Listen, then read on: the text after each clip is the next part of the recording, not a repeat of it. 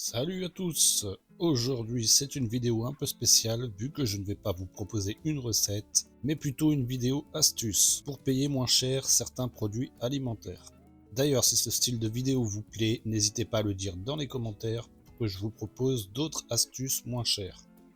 Comme vous l'avez tous remarqué, depuis 2 ans les prix ont beaucoup augmenté et on se retrouve du coup face à un choix, soit de réduire notre consommation pour rester dans notre budget, soit de tout simplement ne plus consommer certains produits comme par exemple la viande. Et c'est justement sur ce sujet de la viande que je vous propose mon astuce. Comment continuer à pouvoir acheter de la viande hachée sans se ruiner? Pour commencer, il faut comprendre quels morceaux de bœuf sont utilisés pour la confection de haché. Eh bien sachez que c'est plutôt simple car les morceaux utilisés sont ce que l'on appelle les morceaux les moins nobles. Les moins nobles, c'est-à-dire en général collier de bœuf, poitrine de bœuf, etc. En gros, ce sont les morceaux que l'on fait mijoter. Donc qui dit viande à mijoter, dit viande à bourguignon. Oui, ce sont exactement les mêmes morceaux. Des morceaux que l'on valorise soit pour faire mijoter, soit en haché. Maintenant, je pense que vous voyez où je veux en venir.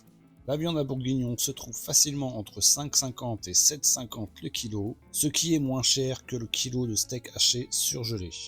Il ne vous reste donc plus qu'à trouver de la viande à bourguignon, la moins grasse possible, de façon à n'avoir plus qu'à hacher ou dans le pire des cas, à juste retirer un peu de gras qui pourrait être présent.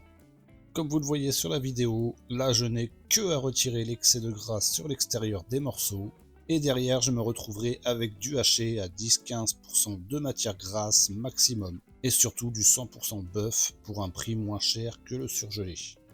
Il ne vous reste donc plus qu'à vous munir d'un hachoir à viande, mais faites bien attention à la qualité de celui-ci pour ne pas vous retrouver avec une bouillie de viande plutôt qu'un haché. C'est un investissement très rentable parce qu'avec un hachoir, vous pouvez faire beaucoup de choses vous-même à moindre coût, comme par exemple des saucisses, du pâté, de la farce à légumes, etc. Une fois votre hachoir à disposition, il ne reste plus qu'à réaliser vos steaks ou votre viande hachée.